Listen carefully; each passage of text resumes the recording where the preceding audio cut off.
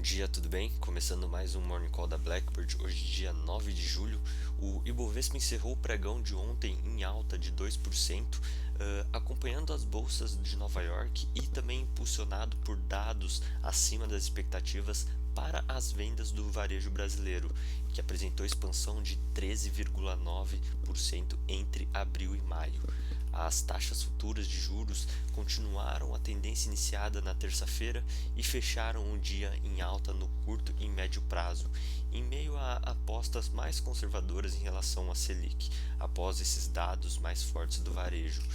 Já nessa manhã, os mercados internacionais eles operam sem direção definida, uh, com sinais mistos vindo dos futuros nas bolsas de Nova York e das bolsas europeias.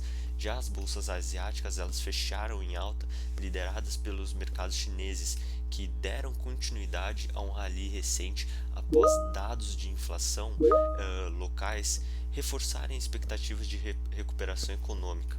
De forma geral, os mercados seguem monitorando a evolução do coronavírus e os impactos da pandemia sobre a atividade econômica.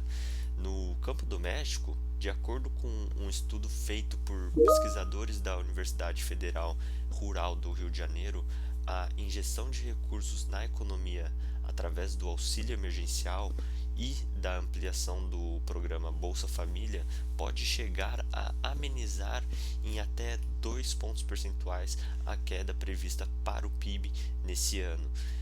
Como pontua Joilson Cabral, professor da universidade, a transferência de recursos para famílias de renda mais baixa acaba gerando aumento instantâneo de demanda, principalmente por produtos de primeira necessidade. Foi o que nós vimos ontem, por exemplo, nos dados do comércio varejista brasileiro, que surpreenderam as expectativas ao registrar expansão de 13,9% entre abril e maio desse ano, puxados principalmente pelas vendas de supermercados e veículos, motos e peças. O resultado acima das expectativas não apenas reforçou a mensagem de que abril foi o pior mês para a atividade econômica do país, como impôs um viés positivo para a nossa projeção de PIB para 2020, em torno de menos 6%. Na agenda de indicadores e eventos do dia, os destaques vão ser a videoconferência do presidente do Banco Central, Roberto Campos Neto, e do vice-presidente Hamilton Mourão, com investidores internacionais. Na política, o destaque é a remoção pelo Facebook de 73 contas ligadas ao Bolsonaro por apresentarem comportamento inautêntico, segundo a companhia. Parte das contas era operada por assessores ou ex-assessores de Jair Bolsonaro e de seus 3 filhos, um deles ocupando um cargo atualmente no Palácio do Planalto. A oposição se mobiliza para que o episódio tenha desdobramentos no inquérito que investiga o financiamento de distribuição de fake news no STF e na CPMI que trata do assunto no Congresso. Outro assunto em que a discussão se mantém é o veto à prorrogação da desoneração da folha de pagamentos de 17 setores.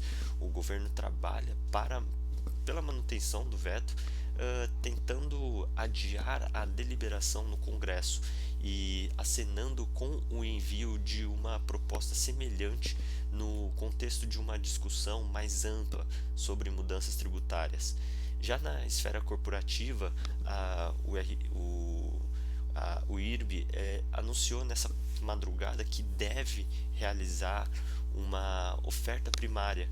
O anúncio em si não é uma surpresa, uma vez que a empresa já tinha alterado o estatuto de forma a possibilitar o aumento de capital, além de ter divulgado que a SUSEP constatou em torno de 2,1 bilhões de reais em insuficiência de liquidez.